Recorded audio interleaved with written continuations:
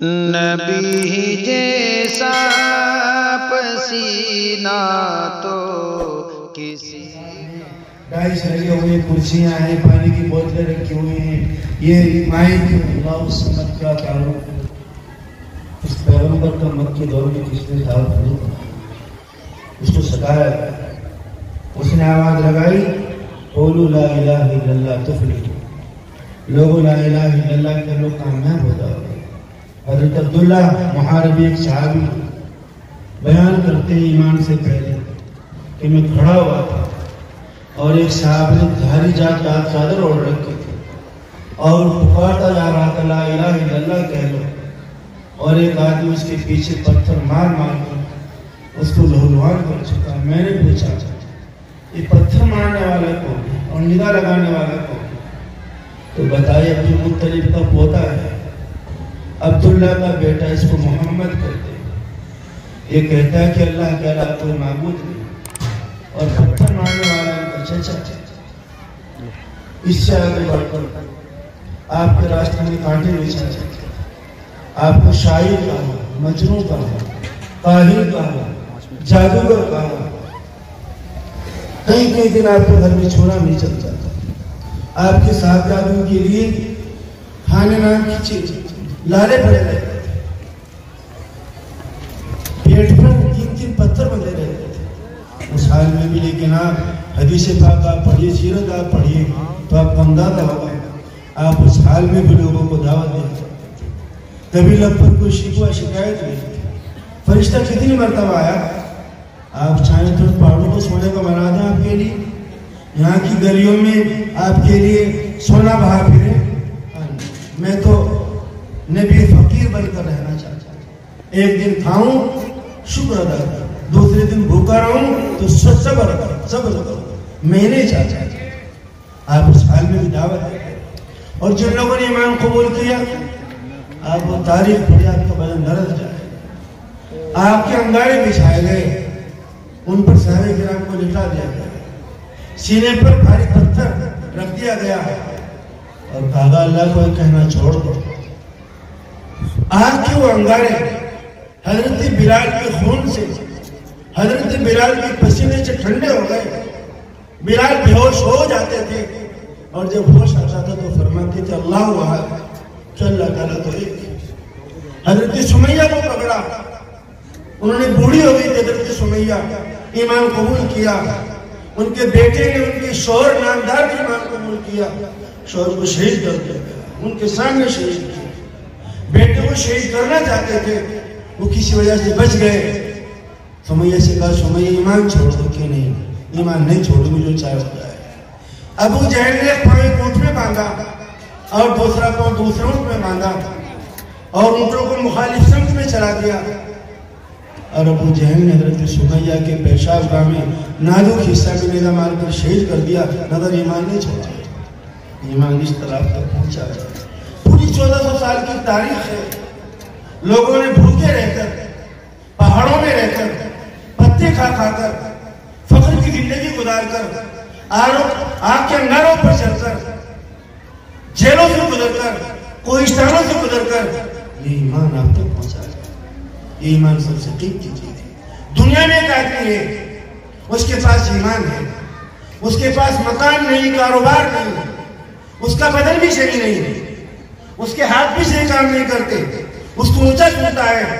اگر اس کے پاس ایمان ہے، دنیا کا بڑے سے بڑا کنگ، وہ بادشاہ کہ جس کے پاس ایمان نہیں ہے وہ اس کا مقابلہ نہیں کر سکتا. یہ وہ ایمان ہے. اور دوسرے نمبر پر جو سب سے قیمتی چیز آپ کے پاس ہے وہ ہے جو آپ کی ایمان کی حفاظت کرتے ہیں، آپ کے ایمان کو بچاتے ہیں. ہم غور کریں ہمارے ایمان کو اس وقت میں کیا بچا سکتے ہیں؟ کیا ہمارے مکان بچا سکتے ہیں؟ اگر آپ کے مکان آپ کے ایمان کو بچاتے ہیں نا تو 12 لاکھ 13 لاکھ بچے ہندوستان کی مرتد نہ ہوتی. آپ کی بچوں کے ہاتھوں میں بیان نہیں کر سکتا ہوں. آنکھ جو کچھ دیکھتی ہے لب پہ آ سکتا نہیں. محو حیرت میں دنیا کیا سے کیا ہو جائے گی. گھر کے گھر مرتد نہ ہوتے، ایمان سے نہ ہوتے. اگر آپ کے گھروں میں ایمان کی محنت ہوتی، آپ کے گھروں میں منڈوں کی محنت ہوتی ہے، جوڑوں کی محنت ہوتی ہے، سگائی کی محنت ہوتی ہے، آپ کے گھروں میں شادیوں کی محنت ہوتی ہے، غیبتوں کی محنت ہوتی ہے، بہتان کی محنت ہوتی ہے، لڑائیوں کی محنت ہوتی ہے، آپ کے گھروں میں فیشن آیا، آپ کے گھروں میں ننگاپن آیا، آپ کے گھروں میں سود آیا، آپ کے گھروں میں بدکاری آئی، آپ کے گھروں میں خواہش پرستی آئی، آپ کے گھروں میں مقدمات آئے، آپ کے گھروں میں لڑائی آئی، آپ کے گھروں میں جھگڑے آئے، ایمان کا نہیں پتا۔ آپ کے ایمان کو اسکول بچاتے ہیں، اگر اسکول آپ کے ایمان کو بچاتے ہیں تو لڑکے جنہوں نے مخلوط نظام تعلیم کے تحت تعلیم حاصل کی ہے وہ آپ کے ہاتھوں سے نہ نکلتے۔ ایمان کو بچانے والی جو چیز آپ کے پاس اس وقت میں ہے وہ آپ کے مدرسے، یہ مدرسے آپ کے بچوں کا ایمان بچاتے ہیں، اس کا تحفظ کرتے ہیں، جماعت کا کام کرتے ہیں، بڑوں کے ایمان کی حفاظت کرتے ہیں۔ اس لیے درخواست کرتا ہوں آپ سے، آج کا مسئلہ مکانوں کا نہیں، دکانوں کا نہیں، کاروبار کا نہیں، دوسری چیزوں کا نہیں، آج کا سب سے بڑا مسئلہ ایمان کا ہے۔ اگر آپ قرآن پاک کے 3 حصے کریں تو ایک حصے میں پوری ایمان کی دعوت ہے۔ آپ مکی صورتوں کو پڑھو تو پوری مکی صورتیں ایمان کی دعوت سے، توحید کی دعوت سے بھرے ہیں۔ آج ہم لوگ گھبرا جاتے ہیں، ہم ڈرتے ہیں، ایمان ہم نے چھوڑ دیا، ہمیں لالچ دیا، ہم نے ایمان چھوڑ دیا، ہم نے تعلیم کے نام پر ایمان چھوڑ دیا، ہم نے شادیوں کے نام پر ایمان چھوڑ دیا۔ گاؤں میں ایک بچی مرتی ہے تو شور ہوتا ہے، بچی کا انتقال ہو گیا، لوگ تعبیر پیش کرتے ہیں، کرنی چاہیے۔ میں کہتا ہوں اس ملک کی مسلمانوں کی لاکھ بچے مر جائیں، لاکھ بچے انتقال کر جائیں، بچے مر جائیں، جوان مر جائیں، بوڑھے مر جائیں، دوا نہ ملنے کی وجہ سے، کھانا نہ ملنے کی وجہ سے، مکان نہ ملنے کی وجہ سے، میں کہتا ہوں ہوا نہ ملنے کی وجہ سے، دھوپ نہ ملنے کی وجہ سے، کوئی بات نہیں، جنت میں جائیں گے۔ لیکن ایک بچے بھی مرتی ہے ایمان چھوڑنے کی وجہ سے، مرتد ہو ایمان کو چھوڑ کے چلے جاتے ہیں تو پوری ملت کے لیے رونا ہوگا۔ اور اگر اس کی فکر نہ آپ نے نہ کی، آپ سوچتے رہے میرے پاس تو مکان ہے، میرے پاس تو پلاٹ ہے، میری دکان تو چاندنی چوک میں ہے، تمبو کا جگہ میرا کاروبار ہے، پورا جگہ پر میرا مال بکتا ہے، تو میدان محشر میں آپ کو رسوائی ہوگی۔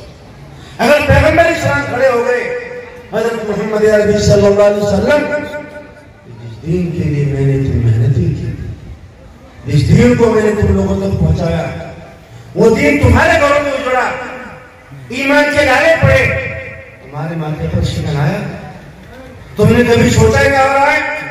حضرت حمزہ کھڑے ہو گئے، آقا کے چچا سید الشہداء، احد میں شہید کیا گیا، سینے کو چاک کیا گیا، کلیجے کو نکالا گیا، چبایا گیا، ناک کان کاٹے گئے، پوچھا کھڑے ہو کر وہ ایمان اجڑا تھا جس کے لیے مجھے شہید کیا، تم نے کیا کیا؟